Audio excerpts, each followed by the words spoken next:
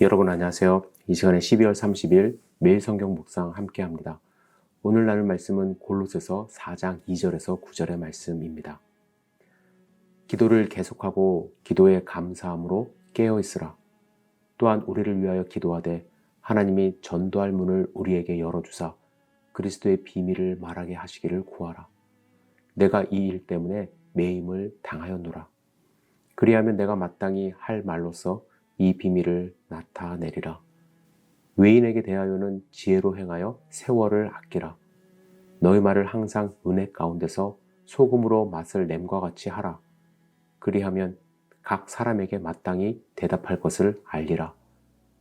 두기고가 내 사정을 다 너에게 알려주리니 그는 사랑받는 형제요 신실한 일꾼이요 주 안에서 함께 종된 자니라.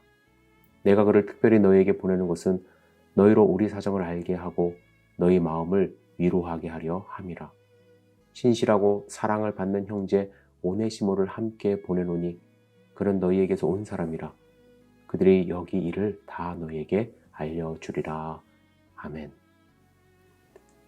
거룩한 삶은 어떤 삶일까요?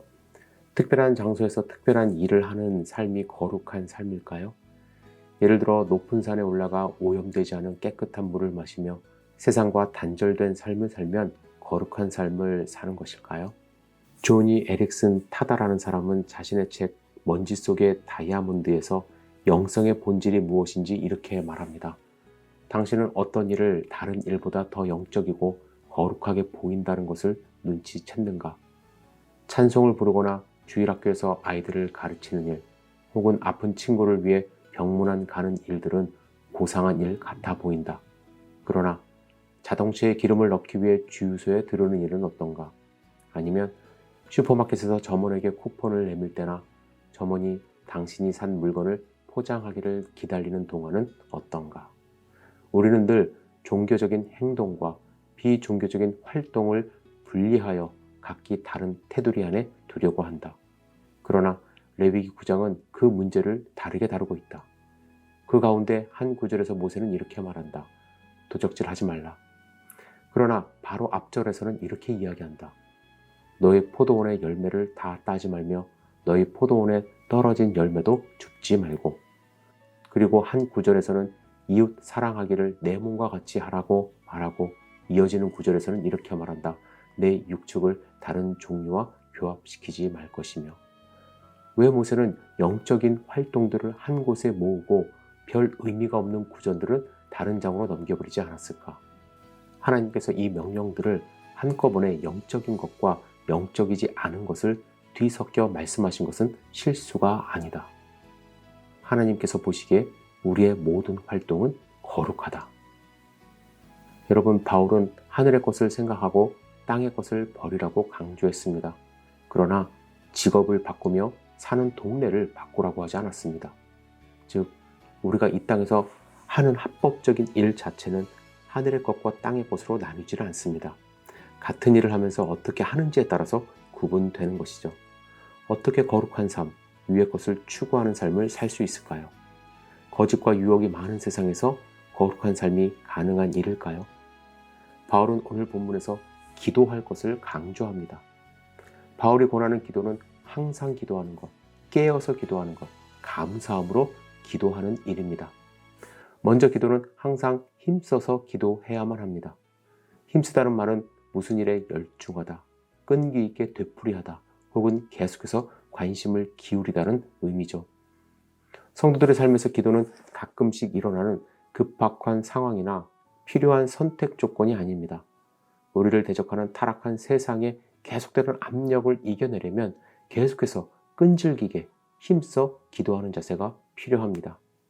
두 번째로 깨어있다는 말은 문자적으로 자지 않고 있다는 말로 영적으로 방심하지 않는 마음 자세를 가리킵니다. 베드로는 이 단어를 사용하여 근신하여 깨어라.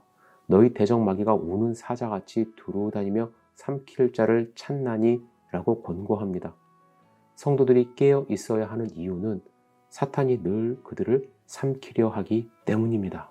마지막으로 바울은 성도들이 감사의 기도를 해야 한다고 말합니다. 하나님께서 주신 은혜에 감사의 기도를 드리는 성도들은 원수들의 유혹과 거짓에 조금 더 말려들지 않을 것입니다. 왜냐하면 감사는 기쁨을 생산하고 기쁨은 다른 유혹을 물리칠 힘을 주기 때문입니다. 여러분, 오늘 기도하셨는지요? 어떻게 기도하셨는지요? 한국에서 택시를 탄 적이 있습니다. 앞 유리창 앞에 오늘도 무사히라는 문구와 한 소녀가 무릎 꿇고 기도하는 사진이 놓여 있었습니다. 기사님께 교회 다니시나 봐요? 라고 여쭤보니 큰 소리로 네, 저는 예수님을 믿습니다. 그리고 한순간도 기도하지 않을 수 없습니다. 하나님이 지금도 저와 함께 하시니까요.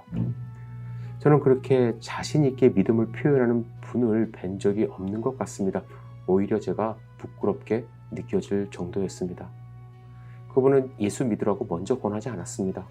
승객에게 관심을 유발하게 했고 자연스럽게 자신의 믿음을 확실하게 전하는 전도자의 모습으로 택시 운전을 하고 있었던 것입니다. 그분은 오늘도 무사히라는 기도뿐만 아니라 하나님 나라를 위해 힘써 깨어 감사함으로 기도하고 있는 것이죠. 우리도 일상의 삶에서 깨어 기도하고 감사함으로 하나님께 힘써 나아갈 수 있습니다. 여러분, 힘내시길 부탁드립니다. 하나님께 함께 기도하며 하나님 나라를 위하여 힘쓰는 하나님의 백성 되기를 주님의 이름으로 축복합니다. 오늘 본문에서 바울이 쓴 글에서 많은 도전을 받습니다. 우리가 어떻게 말을 할 것인가, 또 어떻게 다른 사람을 소개할 것인가, 어떻게 바울이 골로새 교인들을 생각하고 있는가에 대해서 함께 도전받으시며 하루를 거룩한 은혜 가운데 사시기를 주님의 이름으로 축복합니다. 기도합니다.